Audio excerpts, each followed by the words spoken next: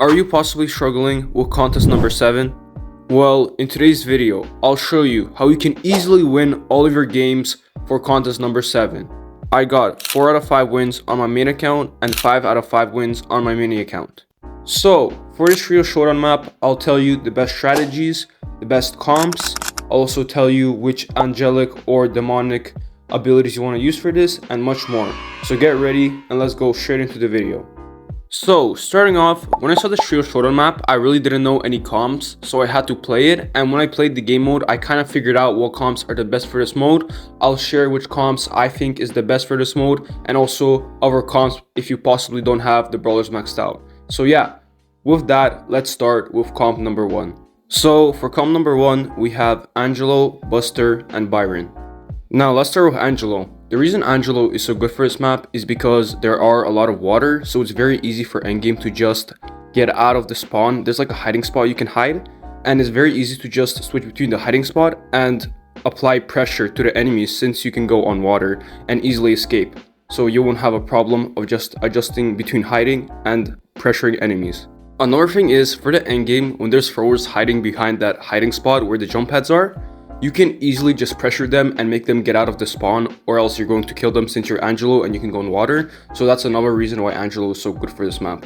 Another thing you want to use Angelo's jump gadget, as it can save you a lot of times and is very useful. You can also go the other gadget if you want to pressure enemies at the end game and just shoot them through the wall. But honestly, you're not going to one-shot them, so I don't know if there's really a point of going that gadget unless you have a lot of cubes. So I would tell you guys to go the jump gadget. The best angelic and demonic ability for Angelo is either the speed ones or immunity on the angelic side. On the demonic side, fire can also be pretty good for Angelo. Now let's go to Buster. Now Buster is just a beast on this mode. Honestly, I would put him in any comp. Buster is just so good in this mode and for Trio Showdown. His super is a game changer, honestly. Like, it can be so useful for the endgame. If someone is trying to pressure you, then you can easily just put out the gadget and start rushing them. Or if you want to rush someone, then you can just activate his gadget and start rushing the people, which is really useful and it can be really good since there are going to be a lot of long range brawlers for this map. Another thing you want to use for Buster is his pull gadget, as that pull gadget can save you a lot of times and get easy kills with that gadget. Also, if you are going to see someone jumping from the jump pad, then you want to activate your gadget, and when they jump and land, straight away you want to pull them in and kill them, which is an easy kill. So now let's go to Byron. Now Byron is going to be really good because he is a long range brawler which can attack long range. Also, Byron can heal people that have the immunity, that is the angelic power up. He can just heal them up, which can be really good. Also, Byron can use his super to just throw them at the other side of the wall, which is blocking where the jump pads are, which can be really good, especially to pressure enemies. Also, when the storm is closing in and you throw that super of Byron's, that will cause them to die faster or to make decisions even faster. Either they take the jump pad or they die in the smoke. So yeah. Also, for Buster, you want to have any of the speed abilities for the angelic or demonic side. And for Byron, you want to have the immunity on the angelic side. And on the demonic side, you want to have something like fire. Alright, now that we're done with strategy number 1, let's go into strategy number 2. So, for strategy number 2, we have Miko, Kit, and Angelo. Now, let's start off with Miko. Now, Miko is really good for this map because of the walls there, so you can pressure enemies that are trying to hide at the end game where the jump pads are, which can be really easy to just pressure. Now, whoever's playing Miko on your team, you want to try to get Miko's super at the start as fast as possible. So at the start, you kind of just want to rush people and try to get your super without trying to die. Now, when you have that super at the end game, you can use it, which can be really helpful as it will pressure enemies to just either move or get out of their spots, which can be really good. Now, the best angelic and demonic ability for Miko is on the angelic side, it is the immunity, and on the demonic side, it is the explosion. Now, I already explained how Angelo works on comp number 1, so let me just tell you some replacements you can use if you don't have Angelo maxed out. Some replacements you can use is either Eve or RT, because when you super with RT, he can go on water, which is really good, and apply a lot of pressure on enemies. And for Eve, she's really similar to Angelo, but a thing she has which Angelo doesn't is her super. Her super can cause a lot of pressure to the enemies since her pets or whatever are going to start attacking enemies and just going after them, which can apply a lot of pressure if you have her super. Alright, so now let's go to Kid. Now, the reason Kid is so good for this map is because, again, for the endgame, Kid is just insane for the endgame, and I'll tell you the reason why. Now, when Kid attaches to someone, Kid becomes a thrower. which is really good for this mode because for the end game, a lot of people are hiding behind the wall where the jump pads are. So if Kit jumps on Miko and Miko just jumps on the other side or is standing close to the wall, Kit can easily damage the enemy and apply pressure. So now the enemy has to make a decision, either to use the jump pad or to stay there and try to dodge your shots. Now, another thing that's really good is when Kit jumps on someone, they're stuck in place for like, I don't know, 4 seconds or something.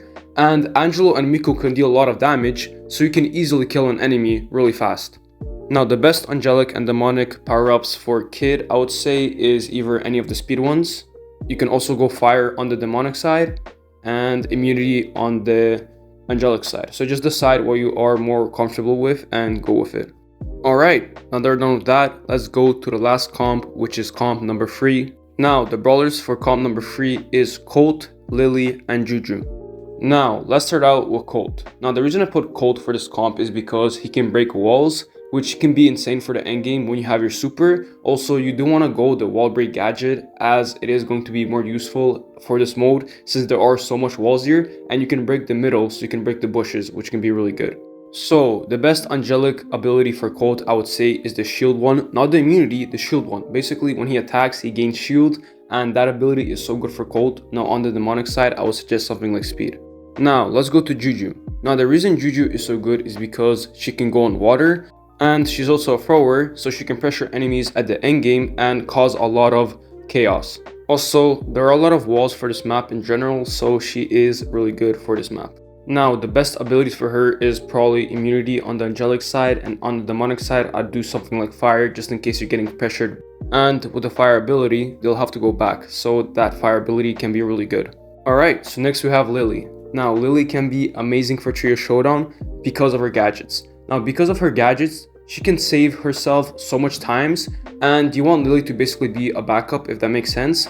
Basically, you don't want Lily to die, as she is going to be really important for the endgame, as she is going to use a lot of her gadgets, and you can just hide in random bushes. Now, there are like 4 bushes you can hide in. Also, you can hide in the middle, which can be really good for endgame, and they're going to have to predict where you are going to hide in, and by the time they find you, you can use another gadget, which is amazing. Now, the best angelic and demonic abilities for Lily is any of the speed ones, so you can run even faster and try to dodge shots if you are getting pressured while you're waiting for your gadget to recharge for the endgame. Basically, if you guys still don't understand it, every comp strategy is to survive till the end. Do not rush enemies if you are going to die. Only rush enemies if you're sure you can kill them.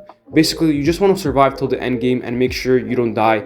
And when the end game happens, that's when a lot of stuff happens. If you die at the start, that's not really smart. So do not pressure enemies if you don't have to. Now, if you think your team can counter the enemy and you want to rush to get more cubes, then go ahead. But if you are going to die, do not continue rushing. Just fall back and heal up. And after that, just go on your way and do whatever you can to survive till the end game.